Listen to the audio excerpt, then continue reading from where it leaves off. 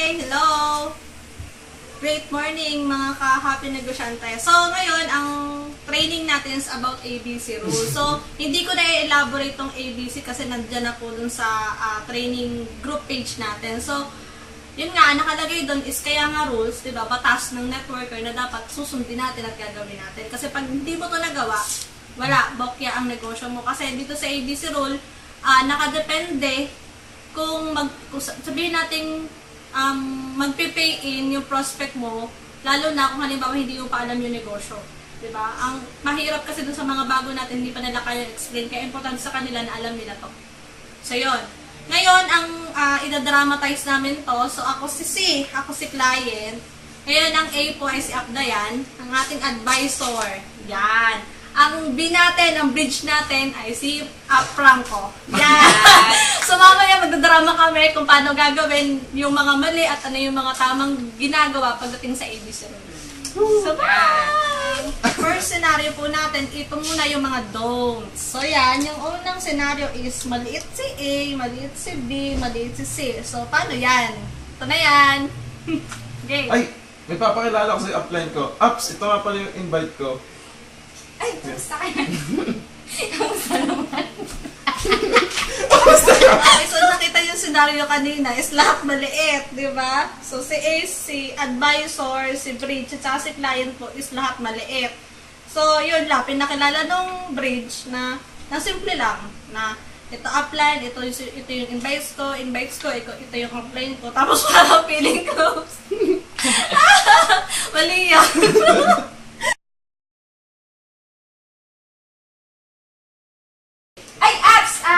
May papakilala ako sa'yo si Rachel. Yan, so ikaw nang bahala dyan. Tapos may-invite pa ako doon, 8. Sabi ko sa'yo, ako magpapayaman sa'yo eh. Galingan mo galingan mo. Sige. Tapos na. So yung sa scenario kanina, yung ABC na malaki si B, di ba nagyabang po si Bridge. Pinagmalaki niya dun sa upline niya na marami siyang invites, ganyan-ganyan. Pero dapat po hindi ganon kasi nga dapat ang ABC po is yung mamaya natin, ano nga ba yung right way para gawin yung ABC role. So dito po, don't, na ikaw yung magyayabang kay upline. Tapos kaharap mo yung client mo. Lalo na, wag mo itong gagawin pag ang kinuha mong advisor ay cross-line mo. Okay, sa third scenario naman, ito yung magiging itsura niya. Maliit si A, maliit si B, malaki si C. So dito, ang natia po ay si C. So yan. So, ito na. Game. Hello, Abs Franco. May papakilala ako sa'yo si Rachel. Yan. So, si Rachel po, dating OFW. Pero may negosyo sila dito. Lumaki na lumaki yun, kaya umuwi na rin siya. So, may sasakyan na rin siya, may kondo. So, yun. Rachel, pakinggan mo si Abs Franco. Ay. So, dun sa third scenario naman, kung napansin nyo is maliit si A, maliit si B, malaki si C. So, ang ginawa po ni Bridge, ang tini-up niya, ang binild up niya is si client. Imagine nyo kung sinabi niya kanina na dating OFW, may sasakyan na, may bahay na, tapos yun namang advisor, wala pang sasakyan, wala pang bahay. So, ibig sabihin po, syempre manliliit, di ba? The more na pagdalaman pa ni client na wala pa palang resulta si advisor o si upline, hindi yan makikinig. So, yun. Don't po yun. Don't.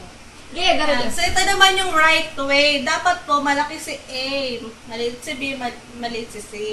So, dapat po, ang iti-up nyo, i-build up nyo is si A. Kasi siya nga ang mag-a-advise kay client. Kasi kung ang nangyari, kung halimbawa, kagaya kanina, malaki si C, katingin mo mag-join ba si C? Kung yung upline po ay maliit din, di ba hindi? Kasi hindi yan makikinig. So, dapat po, ang iti-up nyo lagi, may resulta man niya, malit man ang resulta niyan, ang i-build up nyo laging malaki si advisor. So yan ay nakadepende po lahat kay Bridge kung paano niya pinapakilala si advisor kay client. So yan. Ito yung right way. Hello, Abs Franco. Oy, ay. Yan. Ay, may papaalala po ako sa'yo. Invite ko si Rachel. OFW din siya. Yan. Rachel, si Ab Franco nga pala, OFW. So, siya matagal na din dun sa Singapore, pero walang nangyari sa kanya sa pagiging empleyado dun sa abroad kasi malayo din sa pamilya. Pero nung na-meet niya yung negosyo, dito siya nagkaroon ng pangarap na maging maganda yung buhay, magkaroon ng sasakyan. Kaya yun, nag-for good na rin siya no, after niyang magawa yung negosyo ng 1 year. Imagine 1 year lang. Kaya dito sa taong to, nakikinig talaga ako. Kung ako nakikinig sa kanya at pinakinggan mo rin ako, dapat mas makinig ka sa kanya. Kasi marami siyang idea at tips na mabibigyan ka at matutulungan ka kung paano ka mag-member agad. Yan. So, makinig ka. Yan. So, scenario kanina, malaki po si A, maliit si B, maliit si C. So, dito, maganda yung pagpapakilala ni Bridge kay C, kay client. Maganda din yung pagpapakilala ni Bridge kay upline. So, tama lang na mas natia po si upline kaysa kay client para makinig po si client kay upline. So, yung kanina, doon sa nangyari, okay yun. Maganda yun. Yun yung tamang way. Tapos, dapat lang is dire-diretso nag-uusap yung upline. So, makikinig rin po si Bridge dun sa dalawa. So, may add kami na mga don'ts. Tama na yung way, pero mayroon namang ginagawa sa Bridge na hindi napapansin sa ngayon na ginagawa po ng mga distributor natin ngayon. So, ito yung papakita namin sa inyo. Hello, As Franco. Ito nga pala si Rachel. Yan. So, ikaw na po yung bahala sa kanya at magsi-CR lang po ako tsaka aanin ko yung invite ko. Bye-bye. Uy.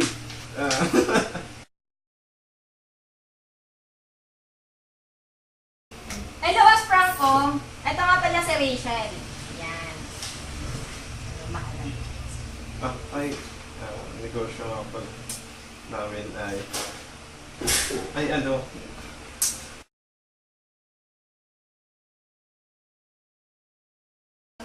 Hello, As Franco. Ito nga pala si Rachel. Upline ko, Rachel. Yan. Ano? Kamusta? Nagustuhan mo ba? Ay, oo, Abs. Gustong-gusto niya kasi yung friend din niya gusto din. Yan. Ang trabaho mo? Ay, ano siya, OFW, pero ngayon nagbabakasyon. Taga saan ka?